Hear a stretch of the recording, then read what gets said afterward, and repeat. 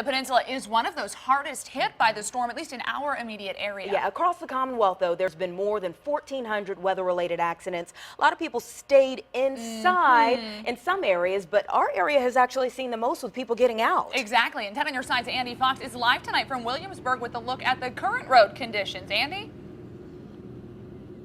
Yeah, Deanna and Anita, we are also getting word that York County Public Schools close tomorrow. I'm here in a typical neighborhood in the city of Williamsburg. This is Norfolk and Griffin. You can see that the road has been plowed.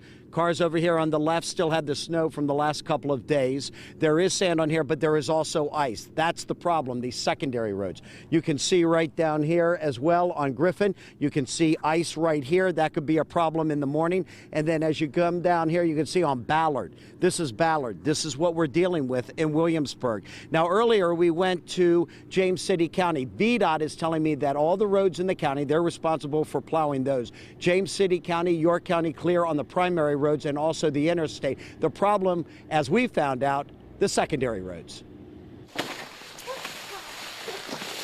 The Williamsburg Bluffs neighborhood, typical. Kids sledding on anything they can find, parents scraping, cars passing on snow-covered streets still not cleared by the city. Sean Nelson not expecting his daughter to go to school Monday, secondary roads not cleared. We're assuming school's going to be canceled and we've lined up a sitter for tomorrow.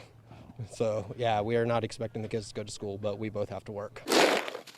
Snow and ice mean money for Zach Farish. Are they lining up to give you $30 a driveway? Yeah, pretty much about every single person's giving me 30. Good for you. How much do you think you've made? Good 100 or so. And cabin fever has set in for young and not so young. We've been sick for the last couple of days, and so we were really glad that we got to come out. But we were all cooped up and the heating was on, so it was hot inside. Cabin fever going on? Of course, yes. We're actually about to get them all out of the house and go out to dinner. Just got out. I took my truck out on the streets. We're able to get out of the neighborhood, so we're getting everybody out of the house shortly. Still no word from Williamsburg or James City County Public Schools. And I can tell you this, coming up tonight on Wavy News 10 at 6:30, more update on how people have been dealing with the weather. And guys, hey, how about Zach? He's figured out how to make money off it. Back to you. All right, thank you. And we do also want to check on what's happening on the roadways for you as we monitor potential icy conditions. Yeah, 10 on your side's Joe Fisher has been driving all across Hampton Roads. Joe, you're in Newport News right now, and the roads there are clearing up, or what are you seeing?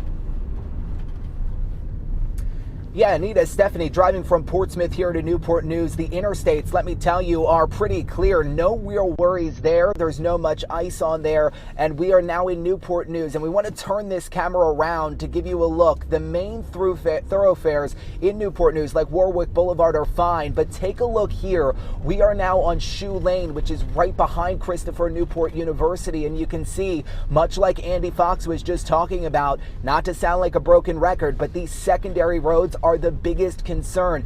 You can see a lot of snow on the roads here. You can see that this is also now going into the evening. The temperatures are dropping, and the concern is that these roads are going to freeze. We are now going to, continue to give you a look here. But again, these road conditions are certainly not good for big vehicles here in Newport News. Trash service is closed, not going to happen tomorrow. And like you just said, schools are closed tomorrow. So we're going to continue to monitor the situation here from Newport News. Photojournalist Chris Omahan is driving. I'm in the passenger seat, and we'll give you another look coming up at 6:30. Live in Newport News, I'm Joe Fisher. 10 on your